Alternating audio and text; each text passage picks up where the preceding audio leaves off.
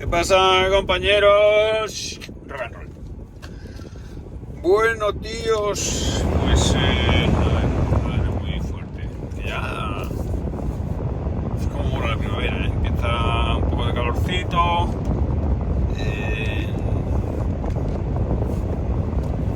En camiseta. Es guay. Pues bueno, ayer os hablaba de los perros y los analfabetos. Los analfabetos me refiero a los griegos después de que terminase el periodo micénico con su sistema de escritura silabario B, porque el silabario A es el minoico, que es anterior. Bueno, nadie sabe por qué desaparecieron las civilizaciones minoica y micénica. Minoica primera en Creta, también en islas como Santorini, y la micénica en la Grecia continental. Y bueno, los que ya habéis ido a Santorini, como yo expliqué en el vídeo que hice sobre Santorini, del viaje con mi familia, por la plataforma nomadatube.es, donde también muestro los viajes que hago en familia para quien tenga interés en bueno, cómo consigo las ofertas, los destinos, para irme a esquiar y para irme siempre de vacaciones en verano sin arruinarme. Pues conté en Santorini cómo esa isla tan famosa tiene lo que se conoce como una caldera. Una caldera es el cráter que queda después de una explosión volcánica en una isla y que revienta la isla, ¿no? Entonces Santorini es muy bonita porque tiene esta forma semicircular alrededor de una enorme caldera volcánica que, bueno, causó una explosión demoledora que destruyó la civilización minoica que existía en la propia isla de Santorini, y que también en un maremoto pues causó una devastación en las islas cercanas, como en el origen de esta civilización minoica en Creta. Bueno, es una de las explicaciones. También es cierto que la civilización micénica desapareció sin saber muy bien por qué. No se sabe si por un cambio climático, si por la atomización política, porque claro, la civilización micénica se basaba en la construcción de grandes palacios defensivos. O sea, que quiere decir que estaban en guerra con los vecinos. Si la arqueología nos muestra grandes estructuras defensivas, que a poco gastaban todo el día a leches, ¿no? Entonces, claro, una forma de funcionar económica es el saqueo. Ha habido bastantes pueblos de saqueadores que no cultivaban, que no tenían ganadería y que se dedicaban a vivir de los demás.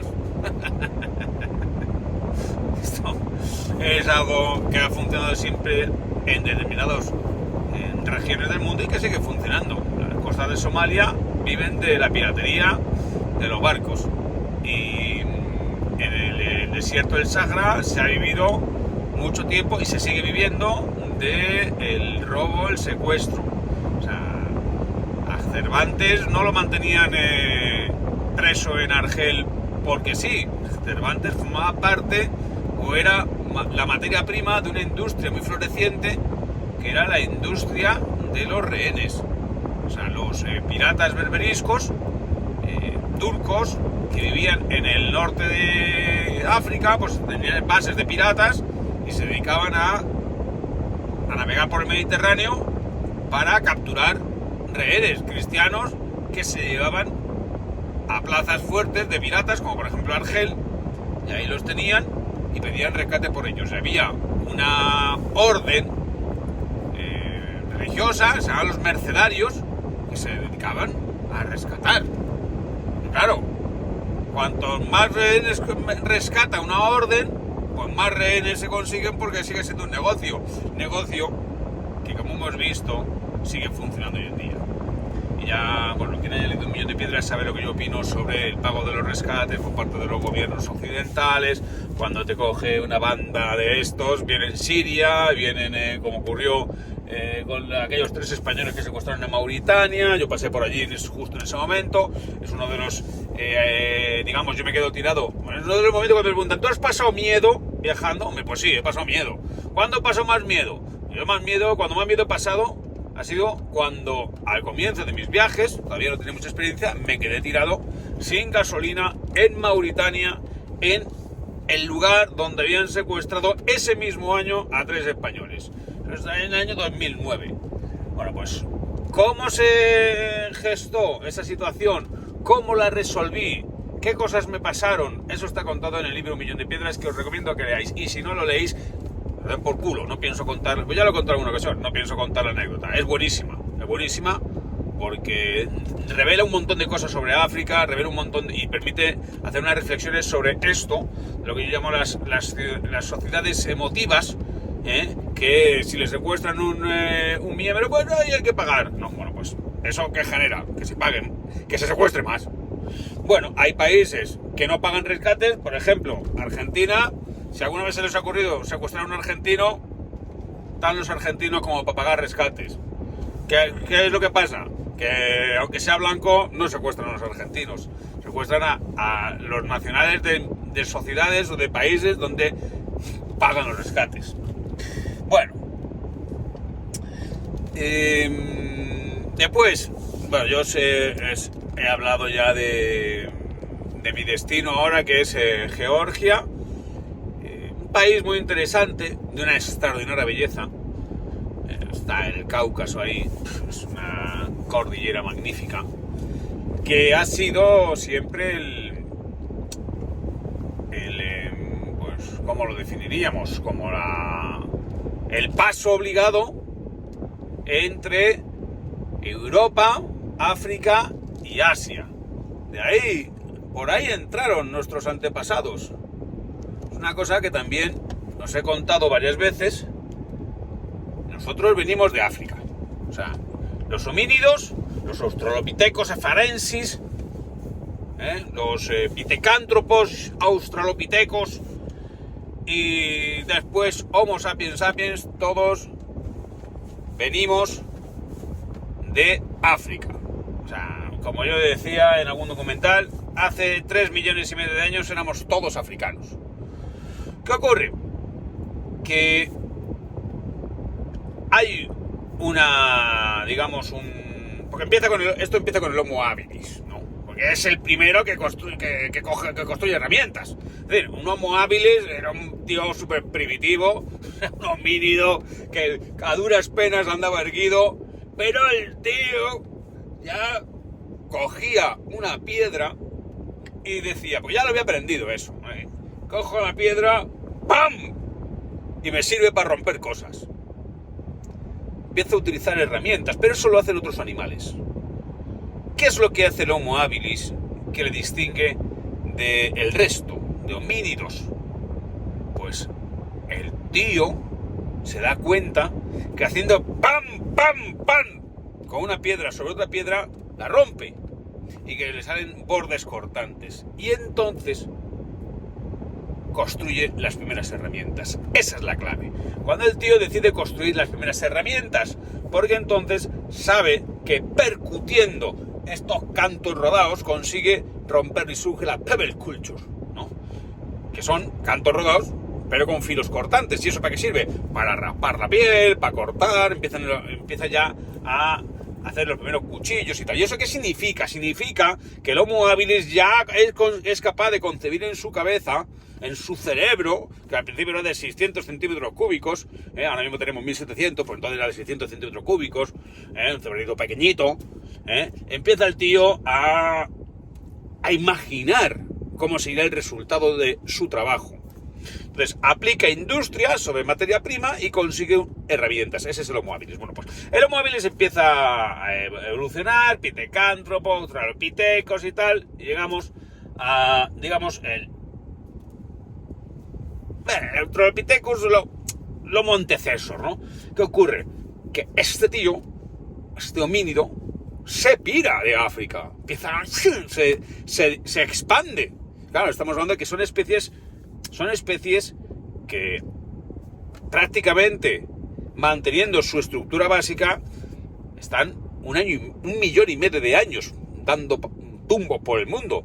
Nosotros, Homo sapiens sapiens, llevamos en el mundo como tíos así, con los ojos aquí, la mandíbula así, nada de los cráneos ebombados, mandíbulas, no. Como somos ahora mismo y con capacidad de hablar, llevamos en el planeta 50.000 años.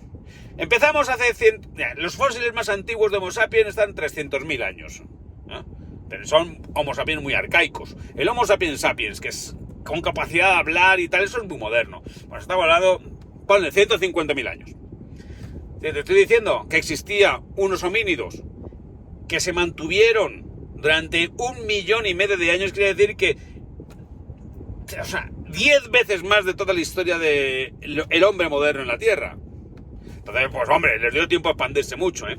¿Y por dónde se expandían? Pues se expandían por, pues, ¿cómo llegaron a Europa? O sea, es otra de las cosas. ¿Cómo llegaron? El misterio no es cómo llegaron a Europa. El misterio no es ese. Se sabe cómo llegaron a Europa. El misterio es cómo cojones llegaron a Australia. Ya llegaron Homo sapiens sapiens, ¿eh? Ya llegaron gente ya hecha y derecha, pero hace 80.000 años, ¿eh? ¡Tía! Y había que navegar. Ese es el misterio. Bueno, ¿cómo llegaron a Europa? Bueno, pues llegaron caminando por la península de Sinaí. Y fueron caminando por la diáspora caminera, el creciente fértil. ¿Y cómo llegas a Europa? El estrecho de Gibraltar no lo cruzaron. No hay pruebas arqueológicas que demuestren que se cruzó por el estrecho de Gibraltar. A pesar de que está a 14 kilómetros, No hay pruebas.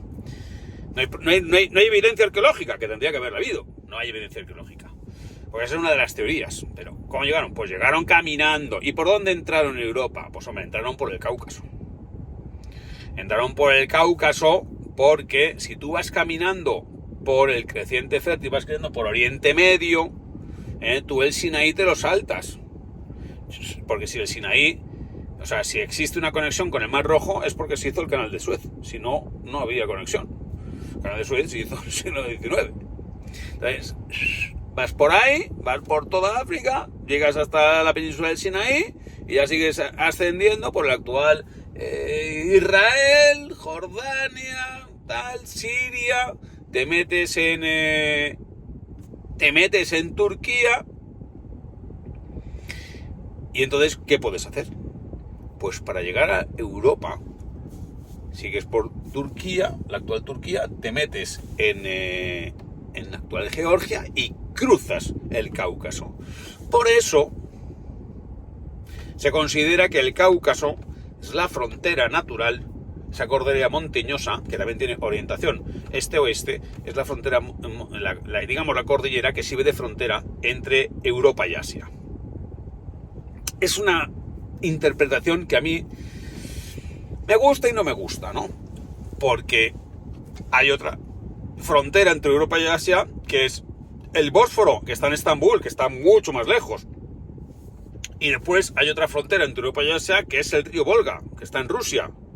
En fin, son distintas fronteras que hemos fijado de forma un poco artificial para considerar separados los continentes. Pero bueno, si entendemos que el Cáucaso es la frontera entre Europa y Asia, por eso existen en Georgia, en Dimanisi, el yacimiento arqueológico con los restos de homínidos más antiguos de toda Europa, si consideras que Georgia es Europa. Tienen 1.800.000 años y es el mismo espécimen que el que se descubrió en Atapuerca, que tiene 800.000 años menos. O sea, que es de 1 millón. Pues claro, tardaron mucho en llegar. Los de Atapuerca, hombre, como se manejan bien con el tema, bueno, a mí es una cosa que también me llama la atención. Los de Atapuerca a mí me parece que son unos propagandistas impecables, ¿no? El Arzuaga es muy bueno contando historietas y tal, pero se pega, digamos, unas columpiadas potentes, que toca los huevos mucho por ahí. ¿Por qué? El tío no se cansan, claro, esperan a que llegue verano, que es cuando realizan los trabajos de excavación, pero además es cuando baja las noticias, baja el caudal informativo. Si vosotros os fijáis, siempre en agosto hay una noticia de Atapuerca. ¡Han encontrado la quijada de los montes César más antiguo de Europa. Eso lo dicen siempre encuentran el más antiguo de Europa. No dicen que en Georgia hay unos mucho más antiguos. Claro, ellos dicen Georgia no es Europa. Bueno. Entonces, claro, y aquí con el chauvinismo, pues no, pues Atapuerca, no sé qué, no sé cuánto. Bueno, Atapuerca está muy bien, pero en Atapuerca no son los más antiguos, al menos de nuestra proximidad geográfica, porque los más antiguos se encuentran en Dmanisi. Yo les enseñé en un documental, porque fui allí, entrevisté a la arqueóloga responsable del yacimiento y me enseñó cosas tan curiosas, pues bueno, como un sujeto completamente desdentado, me dijo, esto nos demuestra que existía la empatía entre estos homínidos, porque aparte de construir herramientas, mantuvieron con vida, alimentaron a alguien que no se podía valer por sí mismo, mostraron piedad, mostraron empatía, mostraron compasión. Esto es muy importante desde el punto de vista evolutivo. En cambio en Atapuerca lo único que hay pruebas es que practicaban el canibalismo, que eso es otra. Pero, bueno, es interesante porque, no sé por qué estaba contando todo esto, pero en fin, yo tengo tanto rollo y tanta cosa en la cabeza. Pero bueno, ¿qué es lo que sucede? Que si bien salimos todos de África, hay una especie, desde los Montes César, se supone que deriva el Homo sapiens, pero no deriva el Homo sapiens. O sea, de la evolución del Homo antecesor en Europa no da lugar al Homo sapiens, porque el Homo sapiens se forma, es una especie nueva que se forma en África. Es decir, el Homo antecesor está dando por saco por Europa, pero sin embargo los homínidos siguen evolucionando en África y el Homo sapiens se forma en África y también tiene una diáspora caminera, sigue el tío caminando y llega a todas partes, que llega hasta la China, o sea, llega a Europa, llega a todas partes, menos América. El poblamiento de América es súper tardío, 15.000 años como mucho. Pero sí llega a Australia, que eso es el gran misterio. Y ya llega como Homo sapiens sapiens.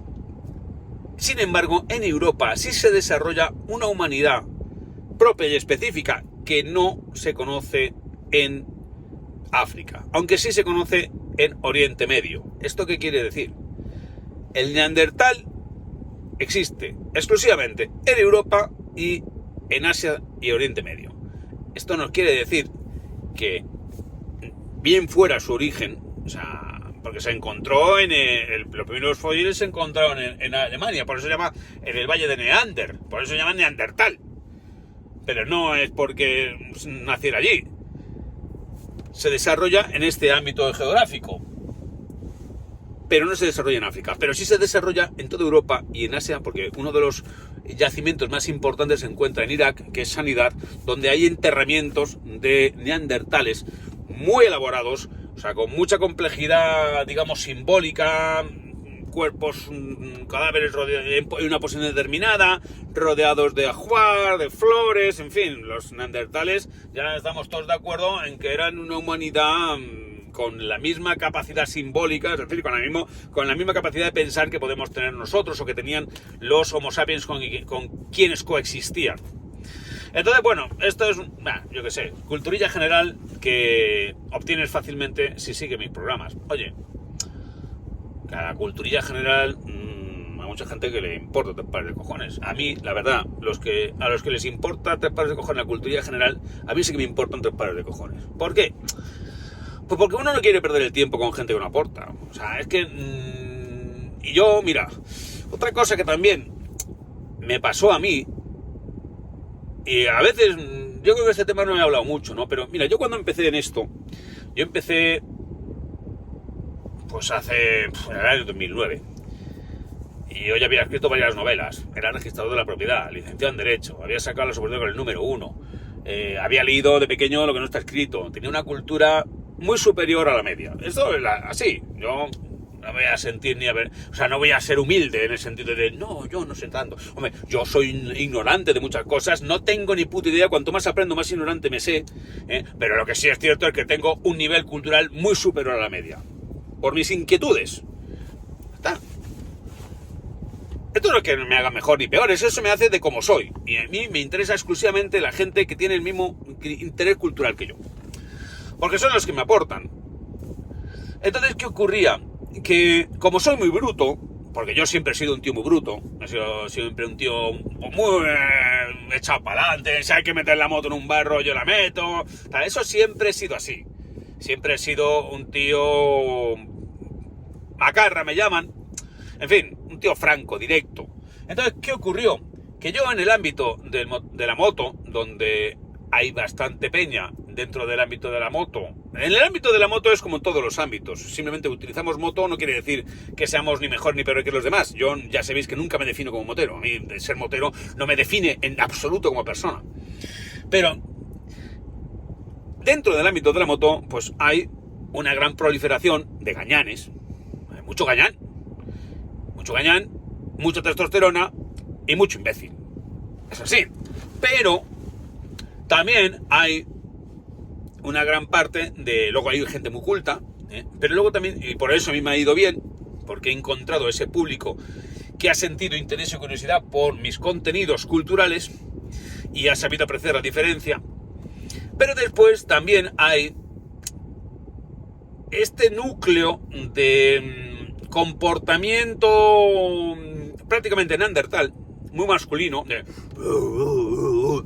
que se tira por el barranco, a que los huevos. Y yo, que he tenido siempre esta dicotomía en mi ser, ¿no? Por una parte, he sido una persona que me ha movido mucho el interés cultural, la reflexión, el raciocinio, en fin, el pensamiento, pero al mismo tiempo también es una persona muy de acción, muy de hacer cosas, ¿no? Y de deporte y actividad física, y me tiro por aquí, me meto la moto por allá, y en fin, a bruto no me gana nadie. Pues entonces, yo al principio, cuando me metí en este rollo y hacía mis vídeos de los viajes de la vuelta al mundo, y me iba a Samarcanda y me metía por los desiertos, pues sí que tuve, digamos, un reconocimiento por parte de la jauría. O sea, mientras que otros que en aquella época también viajaban conmigo, pues lo tenían menos, porque como parecían menos moteros. Yo nunca me considero motero, pero a bruto no me gana nadie.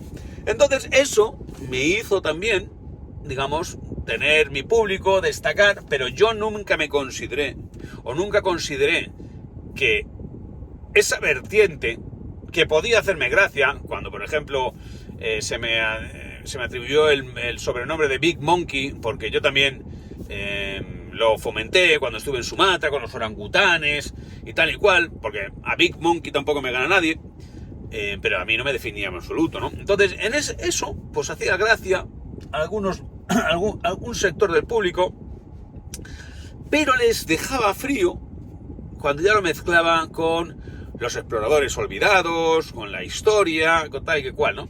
Y lo único que querían era ver la moto. Y yo decía, así a veces de broma, que ese es este tipo de gente que sigue a cualquiera que vaya en moto, vaya por donde vaya. Y que si en vez de ir yo fuera un mono, le seguirían porque se mete en todos los jardines, en todos los fregados.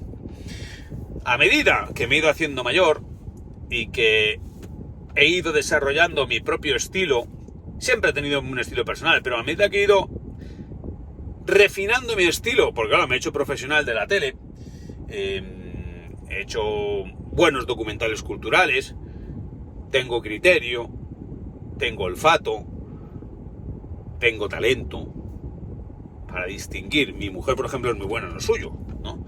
Entonces, hay gente que tiene talento y gente que no. Entonces, yo sé distinguir lo que, a pesar de no haber estudiado nada respecto a la formación audiovisual, yo sé lo que funciona. Sé qué escenas he captado en la realidad. Yo, por ejemplo, cuando me emociono realmente, pues eso se traslada al espectador. No, la ficción, el fingimiento, la sobreactuación, la afectación, todo eso se ve.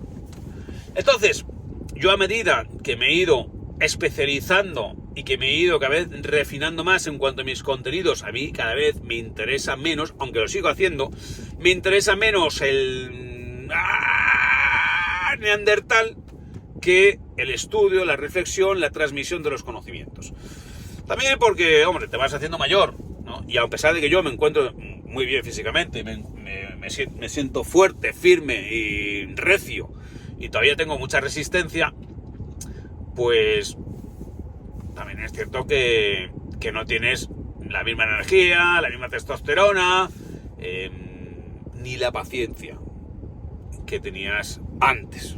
Entonces yo cada vez me voy apartando más de el estereotipo que sí que es rentable en redes sociales, del motorista chopalante que quiere meterse en todos los sembrados que pueda, porque además me doy cuenta de que ese meterse en todos los sembrados que pueda es irreal y desaconsejable, porque alguien que viaja realmente en moto por el mundo se encuentra que el mundo ya es bastante difícil y complicado de recorrer. Si tú complicas la vida o complicas tu viaje innecesariamente, que no por meterte bueno, os tengo que dejar.